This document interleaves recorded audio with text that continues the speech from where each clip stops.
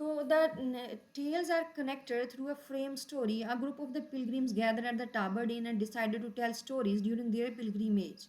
The host Harry बेले। अब देखें, हैरी बेले का नाम पहले हमारे पास नहीं आया, मैंने आप लोगों को इसका इसका प्रोलॉग पढ़ाया था, तो वहाँ पे आपको अपने होस्ट का नाम नहीं पता था। तो हमारे होस्ट का जो नाम है वो रिवील होता है जाके कुक टेल में। अब कुक को क्या है, देखिए कुक किसी का नाम नहीं है, that is the name of the profession, ठीक है ना। तो अब कुक्स की जो टेल है उसमें जाके हमारे पास हमारे होस्ट का नाम जो है वो रिवील होता है। होस्ट का नाम क्या है, हैरी बेले। Proposes that the each pilgrim should tell two stories on the way to the Canterbury and two on the return journey. Through these stories, Chaucer presents a panoramic picture of the medieval English society. इन सारी कहानियों से हमें जो है वो medieval जो है period, उसके जो करेक्टर्स हैं उनका हमें मिडीवल सोसाइटी जो है उसका हमें पता चलेगा। आपको पता है कि जोफ्री चौसर के बारे में कहा जाता है कि वो जो है उसका ईच इंडिविजुअल जो है इस कहानी में, कैंटरबरी टेल्स में, उसका each individual is the representative of the society, ठीक है ना। Each individual is representing a different profession, ठीक है। तो यहाँ पे अभी हम लोग जाएंगे मोस्ट इंपॉर्टेंट जो कैंटरबरी टेल्स है। मैंने सारी टेल्स तो नहीं ली, ऑलमोस्ट 27 टेल्स हैं, तो मैंने चंद एक जो हैं वो इम्पोर्टेंट टेल्स हैं जो मैं आपके साथ डिस्कस करूँगी, और फिर हम लोग उनका जो थीम है, उनका क्रिटिकल एनालिसिस है, और सोसाइटी के साथ उनका क्या लिंक है, उन सारी बातों को हम लोग डिस्कस करेंगे। द कैंटरबरी टेल्स का जो जनरल प्रोलॉग है, at the Tabard inn a tavern in the Southwark near London the narrator joins a company of the 29 pilgrims. अब देखिए हमारा जो नरेटर है, हमारा जो होस्ट है, वो 29 पिलग्रिम्स को वहाँ पे टाबर्डिन में ज्वाइन करता है। The pilgrim like the narrator are travelling to the shrine of the martyr saint Thomas Becket in Canterbury. ये सारे के सारे लोग जो हैं ये टाबर्डिन में इकट्ठे होते हैं, और वहाँ से ये जो है जो सेंट थॉमस है उसकी श्राइन के लिए ये ट्रैवलिंग स्टार्ट कर देते हैं, ठीक है ना। वहाँ पे इन लोगों ने जाना होता है क्योंकि सफ़र लंबा था, उस वक़्त कोई गाड़ियाँ नहीं थी, कोई ट्रेन नहीं थी, तो they have to travel on horses, और किसी को they also travel on foot.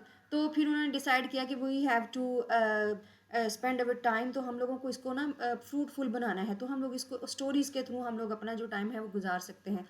The narrator gives a descriptive account of the 27 of these pilgrims. अब देखें हमारा जो हमारी जो कैंटरबरी टेल्स है बेटा, इसमें 29 जो हैं हमारे पास करेक्टर्स हैं, और होस्ट को मिला के 30 हो जाते हैं। लेकिन ये जो कैंटरबरी टेल्स है इसमें इसने हमें 27 लोगों की जो है उनका उनका जो हुलिया है उसके बारे में बताया है, 2 लोगों को इसने छोड़ दिया है।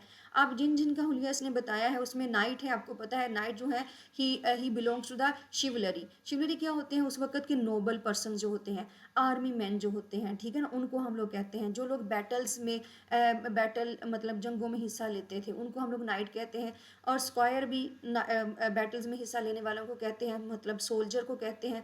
उसके बाद यूमैन है, प्राइडस प्राइडस जो है ये जो होती हैं उसे क्या कहते हैं चर्चिस वगैरह में, मोंक, और उसके बाद फ्रायर, उसके बाद merchant, clerk, man of law, franklin, haberdasher और carpenter, weaver, dyer, tapestry, weaver, cook, shipman, physician, wife, wife of Bath, मतलब देखिए वाइफ का करेक्टर भी ना, इसने करेक्टर को एज ए प्रोफेशन लिया है वाइफ। और parson, ploughman, miller, manciple and reeve, summoner, partner and host. अब ये देखें ये सारे किसी का नाम इसमें नहीं है, these are only the names of the professions. और he does not describe the second nun और द नन प्रीस्ट। अब यहाँ भी उसने 2 करेक्टर्स की बात नहीं की जो कि उनके ग्रुप का हिस्सा थी, एक तो सेकेंड नन थी और दूसरी थी नन प्रीस्ट। तो although both characters appears later in the book, ये नन प्रीस्ट और नन का करेक्टर हमारे पास बाद में रिवील होता है, लेकिन इसने इन दोनों के हुलिया को यहाँ पे डिस्क्राइब नहीं किया। बाकी इसने हर एक के कपड़े तक बयान किए हैं कि उसने किस तरह की ड्रेसिंग की हुई है, उसके हाथ में क्या है। तो जब इसने ये सारा कुछ उनके बारे में डिस्क्रिप्शन दी है तो हमें इससे पता चल जाता है कि ये these are the different professions of the medieval society at that time, and how they are showing themselves, how they are behaving. That it means that they are describing the medieval society, the professions and of the medieval society. Okay, my dear students, the next is the important tales. Now we are going to discuss the important tales from the Canterbury, the Canterbury Tales by the Geoffrey Chaucer. सबसे पहले the host. The host whose name we find out, ये उसकी tell नहीं है, हम थोड़ा सा host के बारे में पढ़ते हैं फिर हम लोग नाइट्स की टेल की तरफ जाएंगे। The host whose name we find out in the prologue to the cook's tale. अब ये जो कुक की टेल है उसके प्रोलोग में, प्रोलोग होता है the starting lines of something, ठीक है ना, द स्टार्ट ऑफ समथिंग, जिसमें आप क्या कहते हैं, आप स्टोरी को थोड़ा डिस्क्राइब कर देते हैं। प्रोलोग का मतलब होता है the beginning of the story in which you describe the little bit about the events that are going to be happen in the story. So उसकी प्रोलोग में हमें जो कुक है उसकी टेल के बारे में पता चलता है। उसके नाम के, कुक्स की टेल में हमें जो हमारा होस्ट है उसके नाम के बारे में पता चलता है, Harry Bailey. Suggests that the group ride together and entertain one another with stories. He decides that each pilgrim will tell 2 stories on the way to the Canterbury and 2 on the way back. So the our Canterbury tales started from the tale of the knight, क्योंकि knight को जो है ना वहाँ पे थोड़ा एक मोअज़्ज़ज़ person जो होता है, रिस्पेक्टेबल पर्सन समझा जाता है सोसाइटी में। सो दे डिसाइडेड कि सबसे पहले जो स्टोरी है वो नाइट की स्टोरी होनी चाहिए।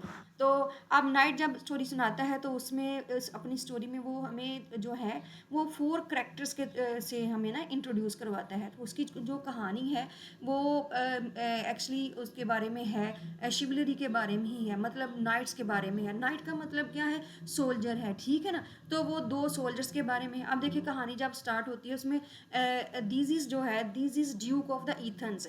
अब ईथ क्या है आपको पता है, ग्रीक का इलाका है, वहाँ पे ईथ का इलाका जो है वो मतलब ग्रीक में पाया जाता है। और ये बड़ा, अब जो से क्या कहते हैं, अरिस्टोटल के दौर में भी इसके बारे में बड़ी बड़ी कहानियाँ लिखी जाती थी। ईथन इसको कहते हैं, वहाँ के लोगों को भी हम लोग ईथन्स कहा करते थे। तो Theseus the duke of the Athens imprisons Arcite and Palamon. अब क्या करता है, जो ड्यूक ऑफ द ईथन है उसका नाम है दीजिस, और वो 2 लोगों को जेल में कर देता है, एरसाइट को एंड पेलामोन को। 2 नाइट्स फ्रॉम द थीब्स, ये जो थीब्स का इलाका है ये भी ग्रीक का ही, वो जो है यूनान का ही एक इलाका है। ये दोनों जो सिपाही होते हैं ये थीब्स से होते हैं, ठीक है ना। Another city in the Asian Greece, मतलब देखें एशियन ग्रीस में ये एक दूसरा शहर है। From their prison, the knights see and fall in love with the Theseus sister-in-law. अब ये दोनों जो नाइट्स हैं, इन दोनों को जो है वो दीजिस की जो सिस्टर इन लॉ है एमिली, उससे प्यार हो जाता है। And through the intervention of a friend Arcite is freed. और फिर क्या होता है, कोई मतलब कोई उनका दोस्त उनका साथ देता है तो एरसाइट जो है उसको जेल से फ्री कर दिया जाता है, ठीक है, वो आज़ाद हो जाता है। But he is banish from the Athens, लेकिन उसको ईथन से बैनिश कर दिया जाता है कि तुमने दोबारा वापस नहीं आना। He returns in disguise and becomes a page in the Emily's chamber, लेकिन वो वापस आ जाता है डिसगाइज होके और एमिली के चैम्बर में ही वो रहना शुरू कर देता है, जब वहाँ पे जॉब स्टार्ट कर देता है। पेलामोन escapes from prison and the two meet and fight over Emily। अब ये जो दूसरा नाइट होता है, हालांकि दोनों को दीजिस ने क्या किया है, उसने इम्प्रिजन कर दिया था। पहला जो है उसको वो एरसाइट भी फ्री हो गया, पेलामोन जो है वो भाग के फ्री हो गया। अब दोनों ये जो हैं वो एक जगह पे जो है वो लड़ पड़ते हैं, किस टॉपिक के ऊपर, एमिली के ऊपर, ठीक है ना। उनको लगता है कि एमिली मेरी है, दूसरा कहता है मेरी है, तो इस तरह से फाइट स्टार्ट हो जाती है। Theseus apprehends them and arranges a tournament between the 2 knights and their allies. अब ये जो ड्यूक ऑफ द ईथन है डेजिस, वो क्या करता है, उसको जब पता चलता है they are fighting on my sister in law, तो वो कहता है कि मैं तुम दोनों का जो है वो एक फाइट करवा देता हूँ, जो जीतेगा एमिली उसको मिल जाएगी। अब क्या है कि जब इन दोनों की लड़ाई होती है तो वहाँ पे वो से क्या कहते हैं, इसमें एरासाइड जो है वो जीत जाता है। जब एरासाइड इसमें जीतता है तो एमिली उसको मिल जाती है। और फिर क्या होता है कि एमिली को जीतने के बाद एरासाइड एक दिन जो है वो घोड़े से गिर जाता है और वो मर जाता है। और फिर जो एमिली है वो पेलामोन के साथ जो है उसकी शादी हो जाती है। तो अब देखें ये है, this is the tale of the knight. अब जब हम लोगों ने नाइट की टेल को पढ़ा है तो सोचें कि उसने किस तरह की टेल जो है वो डिस्क्राइब की है। इसमें उसने जो है वो फीमेल जो है उनके ऑनर का पूरा ख्याल रखा है, एमिली का पूरा पूरा ख्याल रखा है कि देखें एक औरत को जीतने के लिए लोग जो हैं वो बैटल्स उनको फाइट करनी पड़ती हैं। और दूसरी बात ये है कि वो देखें किसी को वो औरत को जीत के लेके जाते हैं। और इस यहाँ पे जो है वो जो फीमेल जो है उनकी जो ऑनर है उसका पूरा पूरा ख्याल रखा गया है, ठीक है। और दूसरी बात ये देखिए, यहाँ पे नाइट्स जो हैं उन्होंने अपने आप को लोअर नहीं किया, वो मतलब किसी के पीछे पीछे नहीं चले जाए, उन्होंने कोई चोरी नहीं की, बल्कि उनका आपस में एक उनकी फ़ाइट होती है, उसके बाद वो लोग जाके जीते हैं, और वो धोखे से किसी की कोई चीज़ लेके नहीं जाते। मतलब he is admiring the शिवलरी, he is admiring the nobility, ठीक है। तो नाइट्स टेल जो है उससे हमें ये इस चीज़ का थीम मिलता है। उसके बाद प्यारे बच्चों हमारे पास आ जाती है मिलर टेल। अब आपको पता है मिलर कौन होता है? मिलर होते हैं चक्की पीसने वाले लोग, ठीक है ना, मिलर। तो अब यहाँ पे सबसे पहले टेल हमारे पास नाइट्स टेल है, that belongs to the upper class, ठीक है ना, that belongs to the nobility, that belongs to the chivalry. लेकिन साथ ही हमारे पास मिलर्स की टेल आ जाती है। तो जब ये एक हाई रैंक की टेल और एक लोअर रैंक का जो प्रोफेशन है, इन दोनों के दरमियान जो है ना, जॉफरी चौसर फ़ौरन कंट्रास्ट पैदा करता है कि हाई लेवल की जो नोबिलिटी लोग हैं उनकी थिंकिंग कैसी है, और ये जो अनपढ़ लोग थे वहाँ पे जो चक्की पीसने वाले लोग थे इनकी थॉट कैसी थी, ठीक है। तो मिलर्स की टेल पढ़ के हमें फ़ौरन ही अंदाज़ा हो जाएगा। द मिलर्स टेल जो है कि कारपेंटर्स यंग वाइफ, यहाँ भी हमें मिलर्स की टेल से हमें पता चलेगा। इसका प्लॉट कुछ यूँ होगा कि कारपेंटर है और उसकी वाइफ जो है वो एलिसोन वो बिल्कुल यंग है, has an affair with the nucleus while receiving her husband John. अब क्या है कि एलिसोन बिल्कुल यंग है और उसका हस्बैंड जो है जॉन जो है वो काफ़ी वो एजड है, ठीक है ना। वो अब he belongs to the elder people, like मतलब उसकी एज कोई है वो ज़्यादा है, और एलिसन बिल्कुल यंग है, 20 ईयर्स ओल्ड, और उसका हस्बैंड कोई 50 ईयर्स ओल्ड है। अब यहाँ पे हमें एज गैप का और जो है जो द प्रेफरेंस और given to the lust over love, ये भी बात हमें यहाँ पे बताई गई है। एलिसन जो है she started fair with the nucleus. Nucleus कौन है? ये एक यंग स्टूडेंट है, ठीक है, स्टूडेंट है, और ये उनके घर में आके रहना शुरू कर देता है। जॉन जो है वो कारपेंटर है। तो यहाँ पे जो मिलर है actually he is insulting the profession of carpentry, ठीक है ना। तो कारपेंट्री के जो है प्रोफेशन की जब इंसल्ट होती है थ्रू दिस टेल, तो इसके बाद जो कारपेंटर है हमारा वो अपनी टेल कहता है कि मैं अपनी टेल सुनाऊंगा जिसमें मैं मिलर के बारे में बात करूंगा। तो इस स्टोरी का हमारा जो थीम है वो है लस्ट वर्सेस लव। अब ये जो एलिसन है वो यंगर है और उसका हस्बैंड जो है वो ओल्ड है, तो वो she wants to start an affair with a young person like her.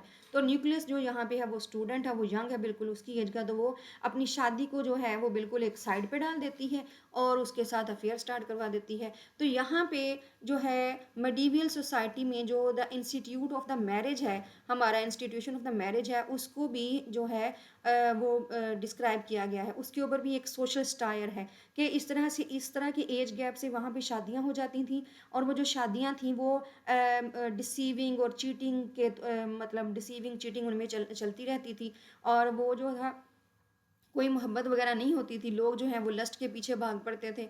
तो एक्चुअली में this is also a social stair.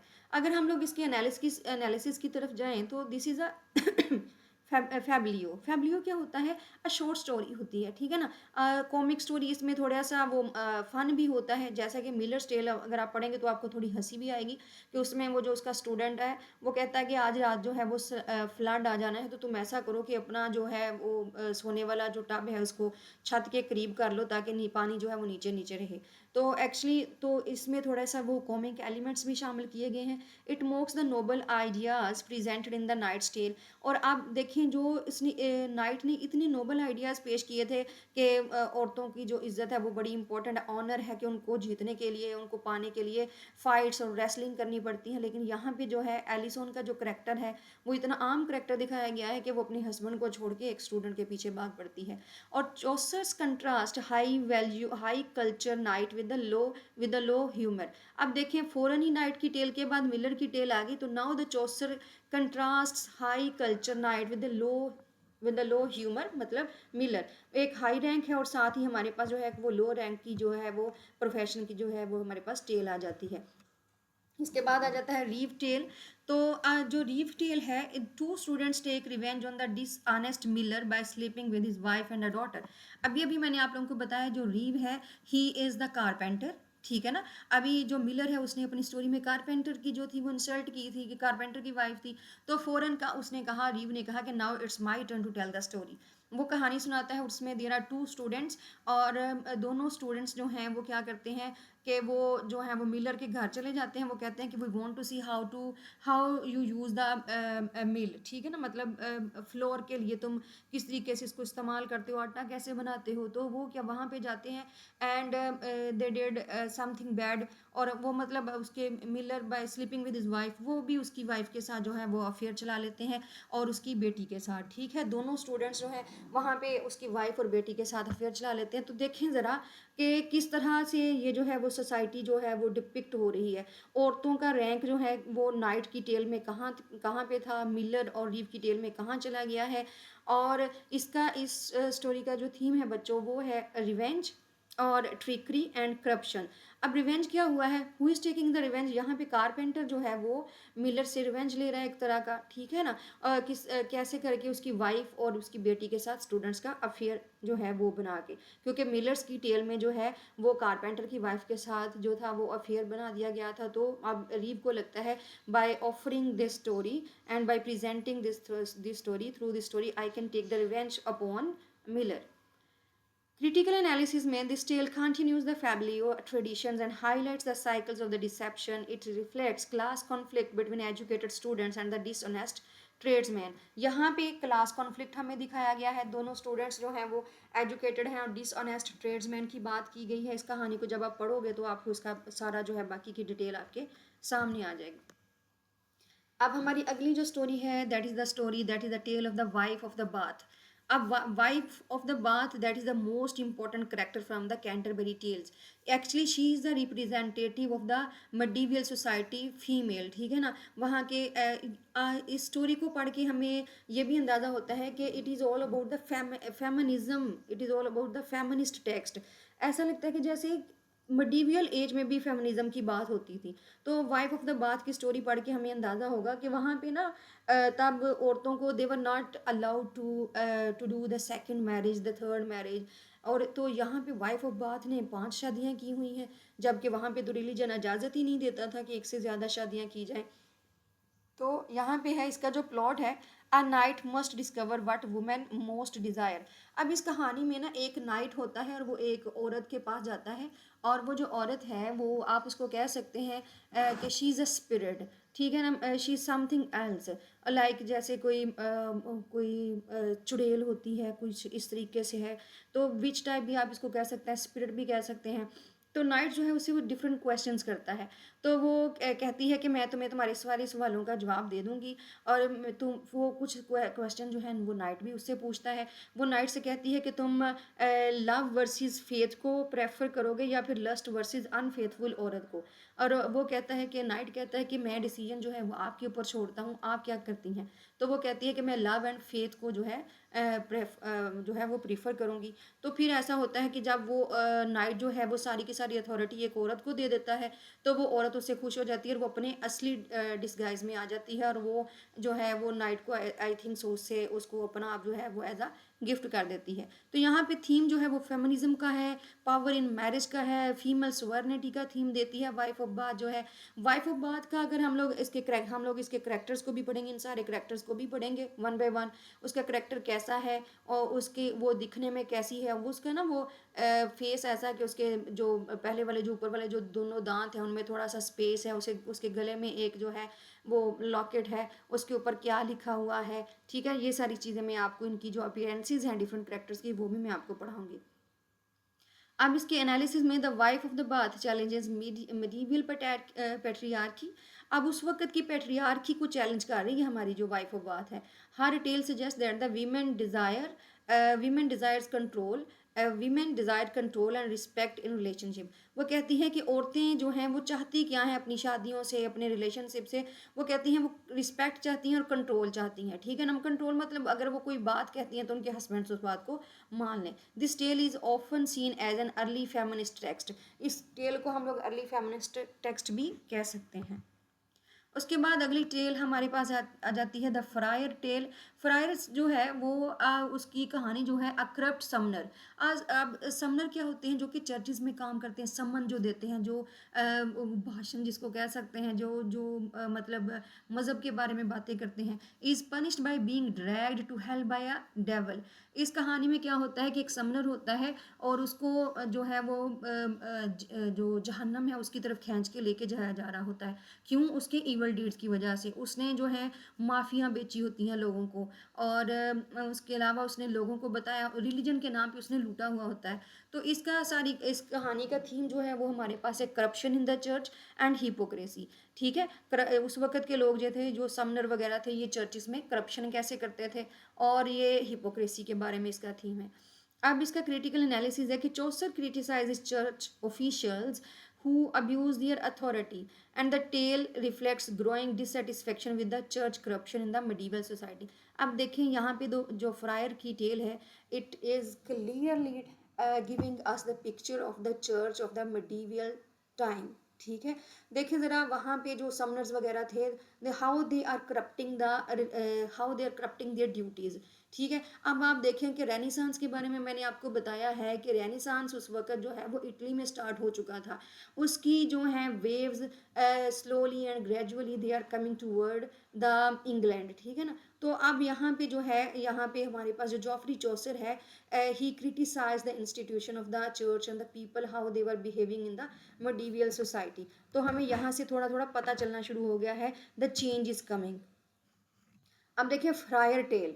अब जो फ्रायर टेल है उसमें उसने समनर की बात की है, तो समनर ने फ़ौरन कहा कि अब मैं तुम्हारे बारे में बात करूंगा, अब मैं फ्रायर के बारे में टेल बयान करूंगा। अब ये जब एक प्रोफेशन जो है वो दूसरे को क्रिटिसाइज करता है, तो अगला प्रोफेशन जो है, प्रोफेशनल जो है वो कहता है कि मैं इसके बारे में टेल बयान करूंगा।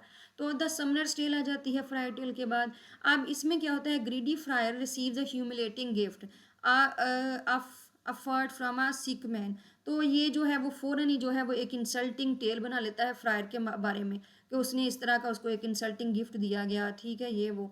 तो इसका थीम भी जो है वो ग्रीड है और रिलीजियस हिपोक्रेसी है। तो मतलब ये जो फ्रायर लोग हैं, they also belong to the churches, और ये किस तरीके से जो है वो लालच करते हैं और किस तरीके से जो है वो गिफ्ट्स के पीछे भागते हैं, कि इनको लगता है कोई ना कोई, हम इनको कोई ना कोई चीज़ जो है वो देने के लिए ही आया है। This tale attacks the friars, showing them as a greedy and manipulative.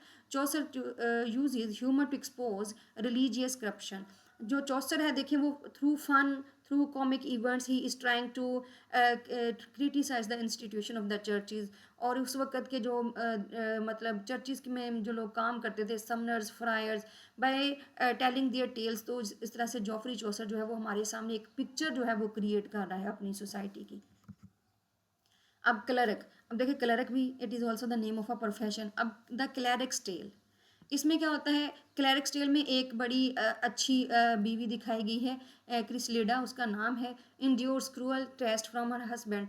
अब देखिए एक तरफ हमारे पास वाइफ ऑफ द बाथ का करेक्टर है, एक तरफ हमारे पास जो है वो मिलर की वाइफ का करेक्टर है, एक तरफ हमारे पास जो नाइट है उसकी टेल में जो एमिली है उसका करेक्टर है, और एक तरफ हमारे पास ये जो द क्लर्क टेल्स है, इसमें जो वीमेन को डिस्क्राइब किया गया है उसमें हमारे पास क्रिसलीडा का जो है वो करेक्टर है। वो किस तरह से एक इतनी साबर औरत है, उसका हस्बैंड जो है वो उसके ऊपर तरह तरह के जो है वो मजालिम डालता है, लेकिन फिर भी वो जो है वो सब्र करती है और उसके उसके बारे में उससे कोई मुकाबला नहीं करती। तो यहाँ पे थीम जो है वो पैशन का थीम है, ओबीडियंस का थीम है, मोरल विर्चू का थीम है। ठीक है, the tale reflects medieval expectations of the female obedience.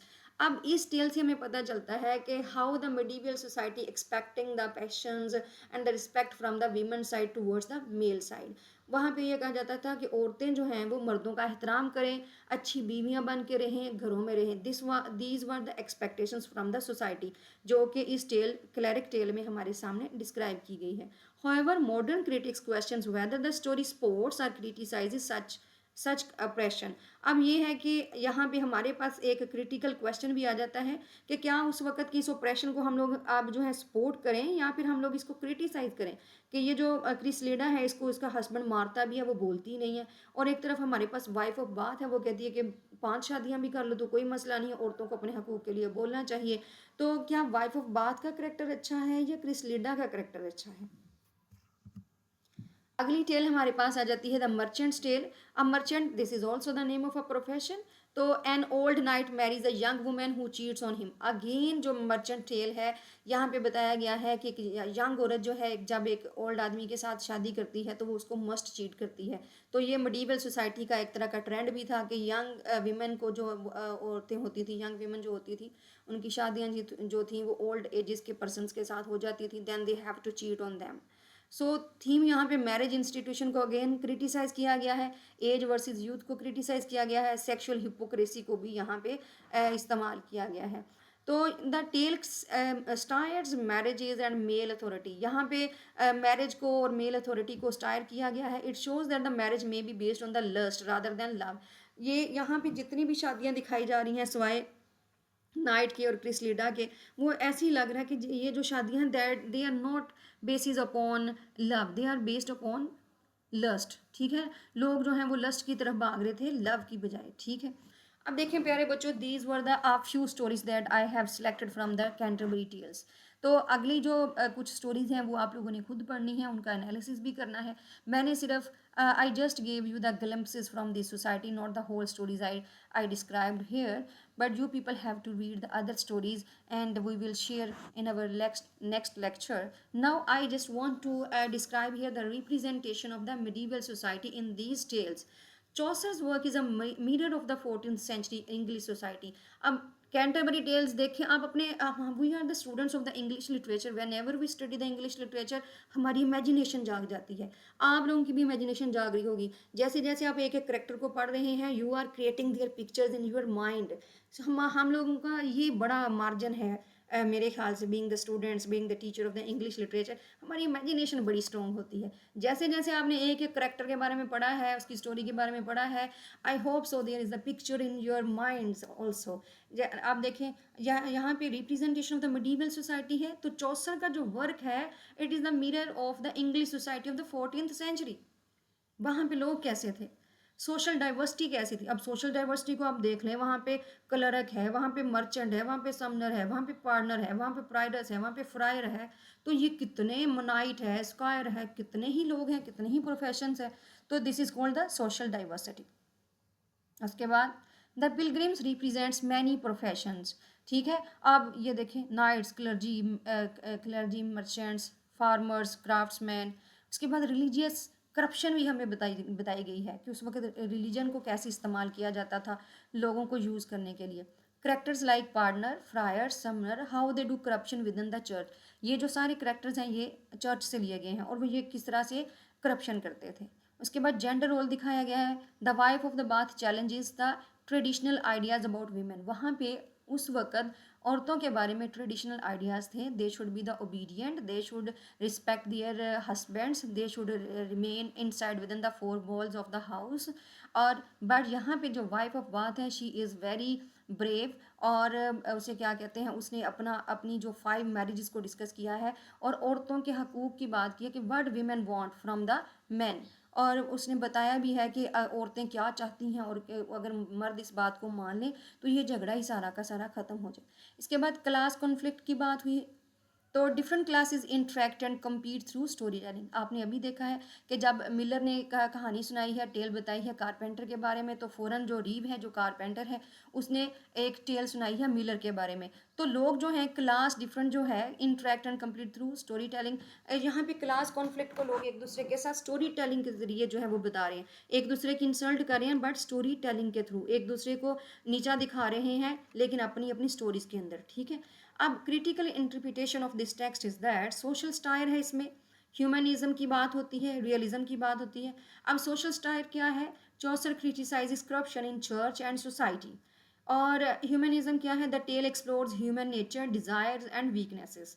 अब ह्यूमनिज्म क्या है, अब उस वक्त देखें इंग्लैंड में ह्यूमनिज्म को डिस्कस नहीं किया जा रहा था। ठीक है ना। लेकिन आप जॉफ्री चौसर की अगर हम लोग टेल्स को पढ़ते हैं तो हमें फ़ौरन आइडिया हो जाता है कि ह्यूमनिज़्म वहाँ उस वक़्त डिस्कस हो रही थी, लेकिन in form of the text, लोग अभी सिर्फ़ किताबों में बातें कर रहे थे। लेकिन जो इटली है वहाँ पे जो रेनेसांस है वो आना शुरू हो गया था, ठीक है ना। अब ये द रेनेसांस क्या है? Renaissance is the revival and the rebirth of the values.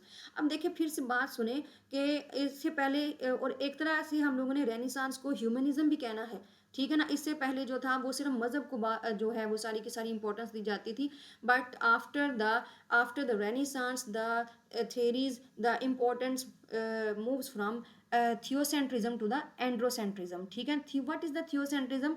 Religion, ठीक है ना। लोगों ने रिलीजन से मूव किया एंड्रोसेंट्रिज्म की तरफ, ह्यूमनिज्म की तरफ।